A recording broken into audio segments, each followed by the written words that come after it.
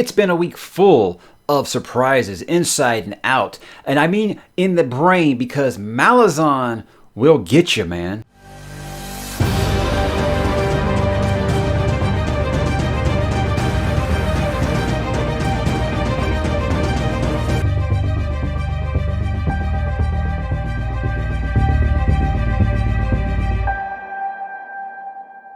Hey, what's up, bookworms? Mike back with another weekly update. We are rolling into 2021 here, talking about some Malazan, really. So, yeah, guys, that's really kind of been dominating everything right now as the read-along is underway. But there are other things that happened this week. Let's get into them.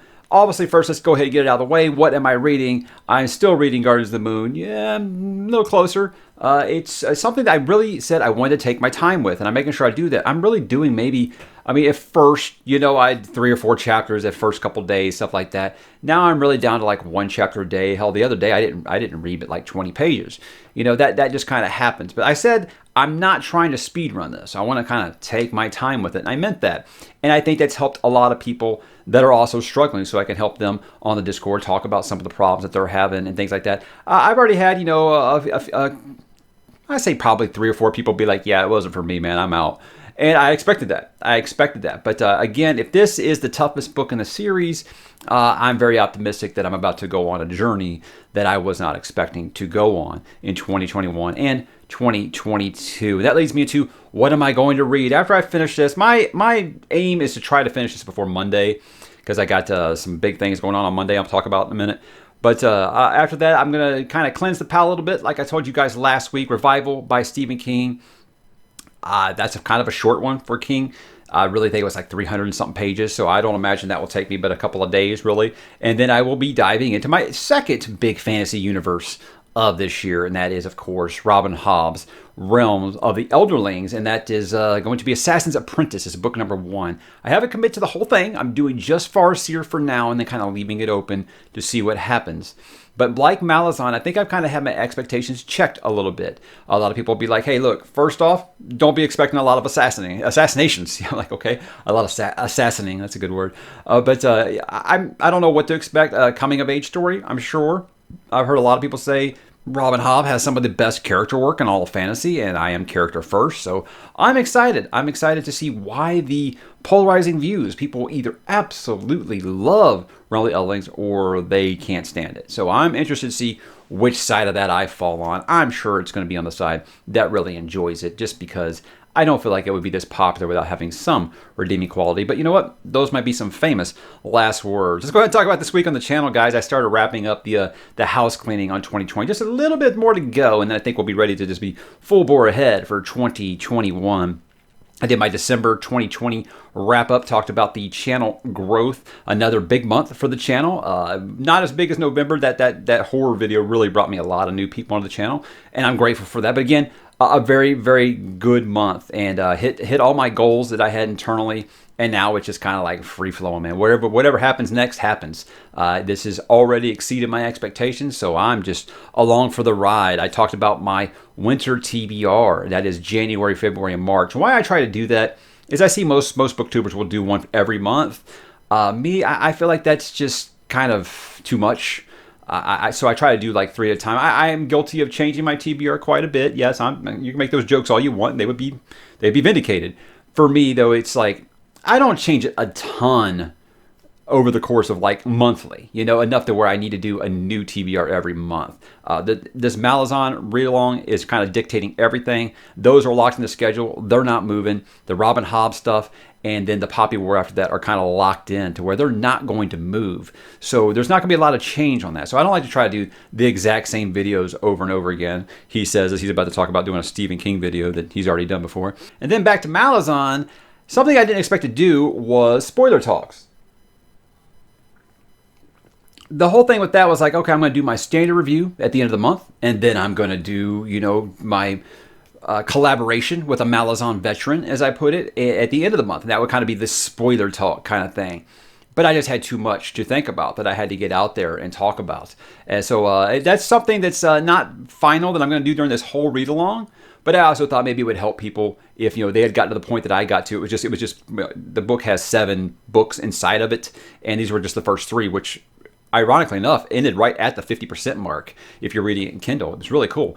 So I thought, okay, I'll talk about that. And maybe anybody who struggled through books 1, 2, 3 and they need maybe some clarity, hopefully I can provide some, even though it was a lot of me saying, I don't understand. But you know what? I'm okay with that. And I think that's why I'm enjoying this so much, is I accepted early, you're not going to understand everything about this. Why don't you just kind of roll with it and see what happens. And I think that's been very rewarding so far as I close in on the last 100 pages here. Because, again, if this is the worst that this series has to offer, this might be an all-timer for me by the time it's done.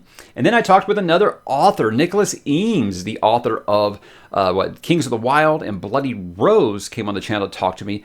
Awesome guy. We had a little delay. He had a snowstorm in Canada. In Houston, we have no idea what those are. We don't get those. We just get hurricanes, right? It's a nice balance. But it was really fun conversation. Easy man to talk to. I think we probably could have talked for 3 hours easily. After we stopped recording, we talked for about an hour about music and video games. It's a great time. He's definitely the type of dude you could just go get a coffee or a beer with and just talk about anything. We talked about video games. We talked about music. We talked about food, drink, anything you can think of in there. Oh yeah, we also talked about, his series, The Band, which is a lot of fun. I've only read book 1, but I really enjoyed it. But a really cool guy to talk to, and I'm glad that he reached out. And I hope I can talk to him again maybe after I read Bloody Rose, maybe before the book 3 comes out. Maybe I can help him hype that up a little bit. But he's always welcome back on the channel. It was a great conversation. I loved it. Let's talk a little bit about next week's plans. I am going to do that book haul. I know everybody loves those book haul videos. December, obviously, with Christmas gifts and things like that, there was a decent size of additions to the library. So much so that I'm already I had to start double stacking them right here. And then I'm gonna have to get another shelf over there, I think, eventually. But it's getting to the point where I'm like, I'm just gonna have to knock out a wall and create a new library, I think. But never a bad thing. These are good problems to have, I like to say. But that book haul was a lot of fun. A lot of generous gifts from viewers. I want to make sure that I give them the proper shout out and thank you for sending me stuff. I've never expected anything like that. So when you do it, I'm just overwhelmed. And I hope you guys know how much I appreciate it. We're going to do probably the last video for 2020. That's going to be closing down 2020. This is going to be a little different than my wrap-up. It's going to be similar to my monthly wrap-ups, but this is going to be for the year. I'm going to look back at, what my goals were, what we hit, what some of my biggest videos were, things like that. And maybe peek at a little bit of how I'd like things to go in 2021, being kind of optimistic about it. So it's a nice little peek behind the curtain again. I kept the math segment really short because I knew you guys are iffy about those. But there is a brief math segment in there. But it just come to expect it, I think, from me at this point. Then I'm going to revisit some King here. Now, you guys know that I'm doing Into the Multiverse, which is I am following Stephen King's novels published under his own name in publication order. And this month coming up would have been It, which I already reviewed a while back. And it was like a 40-minute review. And I was like, do I really want to review that again? And I was like, you know what? That's my favorite Stephen King books. I probably could rather easily. So I asked some people if that's what they thought I should do. And they said, absolutely. So I'm going to put it under the Into the Multiverse microscope and see if maybe I have a little different things to say or if I just say the same things again. I don't know. Like I said, I try not to do the same things. But this will be the first re-review on the channel. And you know what's funny about it? It's my very first book review on this channel was It. That's back when I was still just Geek Media Core podcast. And it was a segment I was starting called Hail to the Geek, where the co-host I had on the podcast, he didn't read a lot, especially not Stephen King. So I wanted to talk about It, and I was like, yeah, it's going to be a book review, and then all I did was talk about the movie trailer the whole time. So it was funny to go back and watch and see, how that started. As before I ever knew that book 2 was a thing. So it was an interesting little wrinkle there. But I can't wait to talk about It again and how it explores the rest of the multiverse. And again, my favorite cast of characters that he's ever created. Then I got kind of a big channel announcement. I don't want to hey guys, check this out. That's going to be dropping tomorrow. It's just a brief little mission statement, if you will, about some life changes that are happening for me. And I want to make sure that I've always been honest with you guys about this stuff. And I don't feel like I've been too secretive with a lot of things that most people would consider super personal. But it's not finalized yet, so I don't want to go ahead and say what it is now. But I think it's going to be. I'm just waiting for one more email to come through, and then I can tell you guys about it. But For me, it's some very encouraging life news, and it might be a little confusing to some viewers, so I want to make sure that you guys understand what the changes on the channel are going to be, because there are going to be some changes in 2021 that I want to talk to you guys about. But let's move on from the books. There are a couple of TV and movie things I want to talk about real fast. First up, Cobra Kai was terrific. I loved it. Season 3, if you haven't watched it yet, I'm sorry. It's one of those things where you see all of these sequels from the 80s where they get all the old actors back now, and it's not really worked out. Indiana Jones didn't really work out. Bill and Ted, it's kind of questionable. Then you got Star Wars, which everybody knows how I feel about that. I'm sorry, I keep saying it every week. With Cobra Kai, I felt like this should be the roadmap going forward for all of these series that try to revive something new, bring in new viewers while not disrespecting their legacy characters. I think what I liked about it so much is it never takes the focus off of Daniel and Johnny's rivalry. And then it adds Kreese in there for that new wrinkle, obviously, is the big one. So you got like this 3-part story. But this year, you get flashbacks for a certain character, which was really, really cool and gives depth to anyone that you might consider a villain. Is there really a villain on that show? I think it really depends on you. You know, how you look at things. That's what makes it just fantastic. These characters have so many layers. And it introduces all those new characters and makes you enjoy and grow to love all those new characters without just being like, oh, well, we don't want to bring the legacy characters up too much because then you'll forget about the new characters. No, they've shown you can do both, and you can do both really, really well. So, again, I think what was the best about it, there is a big-time cameo towards the end of the season that fans of the original movie will absolutely be head over heels for. And then there's a moment where it actually makes Karate Kid Part 2 a better movie for me in hindsight because of what they do in the show. That's just amazing. If they can pull this off in Cobra Kai Season 4 and make me actually think Karate Kid 3 was worth a shit, they are magicians. So, yeah, highest of recommends. I think it's the best season yet. It's so much fun, guys. I mean, I laugh so much. It's got the emotional beats that will really hit you in the feels when you ain't ready for it. It's just good stuff. I have no idea why anyone isn't watching at this point. If you don't have Netflix, borrow someone's password and get on it.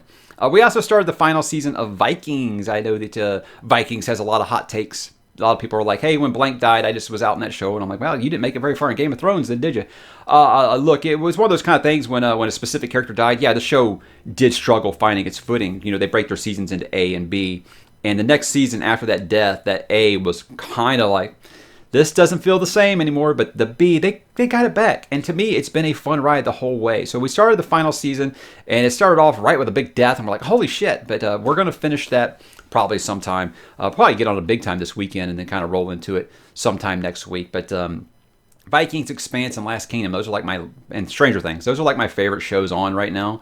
So to see one of them be on its way to Valhalla makes me very sad, but I'm very excited about the feedback I've heard about a lot of people being like, it has a very satisfying ending, which of course is always a bunch of Game of Thrones jokes. But again, you know, I think knowing that this was the end has really helped those writers and stuff. But again, if you have problems with the historical accuracy in Vikings, yeah, Last Kingdom might be more for you. But I have a great time with Vikings. Some of the best characters I've seen on TV in the last decade. And I'll be really, really sad to see the ones that are left go for good. There is a new rumor out right now about Doctor Who. That's why I got the mug here. Jodie Whittaker apparently is out. Now, look, I know that this is going to get a lot of thumbs downs, a lot of nasty comments, a lot of accusations. If you could see behind me, I'm a huge Doctor Who fan. I've got several things on my shelf back there about Doctor Who. I think Matt Smith and David Tennant were just like the most fun I ever had watching television the years that they were on the leading role. Capaldi I liked, but you could definitely feel that the show was going in a new direction. It started doing less of the quirky, sci-fi, fun, just out there, time and space, going to completely different galaxies with nothing but alien worlds and stuff. And it started getting a little more grounded and sticking a lot on Earth and modern day Earth. And that's not why we watched Doctor Who. We watched it because it was fun, it was imaginative, and it had just incredible lore. And if she's out, what is it? That seems to be the pattern now. You know, you do 3 seasons and you're done. I mean, Eccleston did 1 year. Then Tennant, Smith, and Capaldi all did 3 years. So it's not that I am shocked about this. The thing is like, guys, I quit watching the show a while back, and a lot of people said, oh, it's just because you didn't like a female doctor. Dude, I actually liked Jodie Whittaker. I thought she played the part really well. So that wasn't my problem at all. My problem was the showrunners and that writer's room just acted like they hated the lore of the show. They took all the fun out of it. You know, like I said, instead of way out there in time and space, it was 1950s America, it was 1960s America, it was present day America. It's just, that's not exciting. You know, we want to see the monsters, we want to see the space travel, we want to see the TARDIS doing all this fun stuff. And for me, it just felt like a CW show with a TARDIS in it. And it lost its sense of fun. And lots of Whovians I know feel the same way. They kind of bailed on it. And again, a lot of people go straight for that. When you just don't like it because she's a female card, could care less. The doctor's genitalia really doesn't matter in the whole greater scheme of things, really. So to me, as long as it was a fun show, I could have cared less if the doctor had regenerated into a camel. It wouldn't have mattered to me, as long as the writing stayed fun. And I was watching the show, and it was just a lot of lecturing, and I wasn't having fun anymore. It was like to the point where it was just like, this is like a back to school special of the week, every week, about, you know, here's why we're all bad people and we all need to do better. You know, I'm not saying there's anything wrong with an episode like that once in a while, but every week? No, I was just feeling depressed watching it. And, you know, on the Discord the other day, we talked about all our favorite Doctor Who episodes, you know, from Matt Smith and David Tennant and Capaldi and Eccleston, and even sometimes busted in there about Tom Baker and things like that. They've been watching for a lot longer than me. I've really only been on board since the relaunch is when I got into it. I remember my parents watching Tom Baker's last episode when I was a kid. That's the only thing I really knew about Doctor Who before Eccleston showed up. But to me, it's a show I loved, and Whittaker leaving isn't going to fix a problem. What I want to know is, are you going to get a new showrunner and new writers? Because those writers, just all they want to do is they want to get rid of all the lore. They want to get rid of all the crazy, awesome species like the legacy species. Like they try to bring them back, forcing back in Daleks now and stuff like that. But bring back the Cybermen, stuff like that. Do all this stuff. Don't be afraid of the show's history. That's my thing. I just want it to be fun, quirky sci-fi again. So, yeah, I'd love to have my favorite show back. I really would. I really would. So I hope that they will look at the ratings and be like, hey, maybe we should make a change. We've kind of gotten our message out there. We've got our point across. Let's make a change and go back to what worked before our audience leaves us for good and we're ended up canceled. I don't know. That's just my opinion. If you guys are digging the new Doctor Who, as always, that's awesome. People have asked me why I stopped watching it. That's why. Like I said, I know it'll get a lot of accusations, and that's just the world we live in now. But again, I thought Jodie Whittaker was fine. Thought she was fine. Anyway, so guys, what are you up to? What are you reading? What are you listening to? What are you playing? What are you watching? There are no wrong answers, as always. Why don't you drop in the comments and let me know, and have yourselves a great, great weekend.